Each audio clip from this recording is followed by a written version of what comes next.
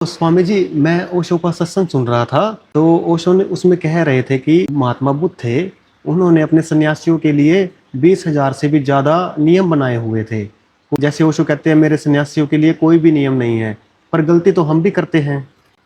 तो क्या हमको फॉलो करना चाहिए नियमों का, या फिर जैसे ओशो कहते हैं वही ठीक है? ओशो कहते हैं मेरे सन्यासी के लिए कोई नियम ये नहीं है। एक ही नियम या एक ही चीज को होश है। आपका होश ही परिचायक है कि आपको जीवन कैसे जीना है। एक आपके पास आपका होश है, वही आपको गाइड करेगा कि आपको जीवन कैसा जीना है। हालांकि बुद्ध की बहुत अनुकंपा है, उन्होंने बहुत रंगों से व्यक्ति को देखकर उनके नियम बनाए। बुद्ध ने एक नियम बनाया। बुद्ध के समय एक भिक्षु के मांस खाना मना था। एक भिक्षु आया, उसने कहा कि मैं भिक्षा मांगने जा रहा था, ऊपर से चील ने मांस गिराया और मेरी भिक्षा पात्र में आ गया। अब बुद्ध का ये नियम था कि आपको कुछ भी मिले उसको इनकार मत करना। बुद्ध ने ये कहा था कि मांस नहीं खाना।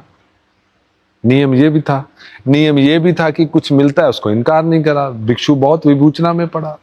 आया, बनते आप बताएं क्या करूं, मैंने मांगा नहीं, आकाश से ये मांस आया है तो इसको छोड़ भी नहीं सकता, और आपने मांस खाने के लिए मांगा।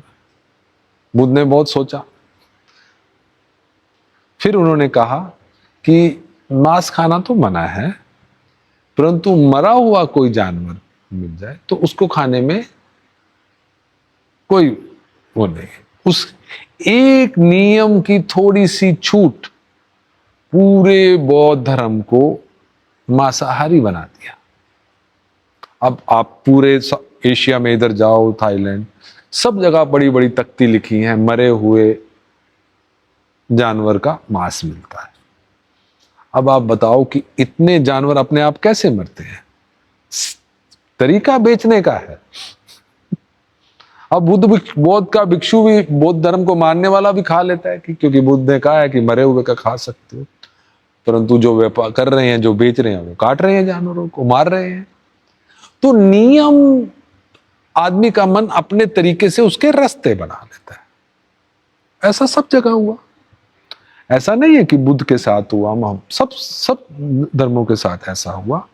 सदगुरुओं ने तो उसके कुछ नियम बनाए थे ताकि परंतु व्यक्ति का मन ऐसा है, वो रास्ता निकाल लेता है। तभी ओशो ने इन सब चीजों को कहा कि होश ही तुम्हारा मार्गदर्शक है। तुम्हारा होश ही तय करे कि तुम्हें क्या करना है, क्या नहीं करना। तो अपने होश को जगाओ। अब कोई होशपूर्वक व्यक्ति कभी मांसाहार नहीं कर सकता, ना मरेगा कर सकता है, ना मार सकता है।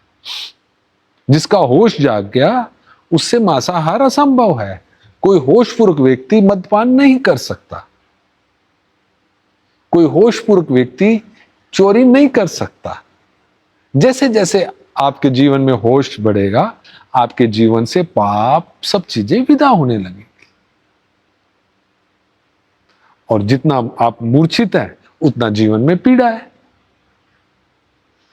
होश का दिया जलते ही सब व्यर्थ चला जाता है। तो एक होश ही परिचायक है। तो ओशो ने तभी हम सबको यही देशना दी कि होशपूर्वक जियो, साक्षी होकर जियो, होश का दिया जलाओ, तो हमें होशपूर्वक जियो।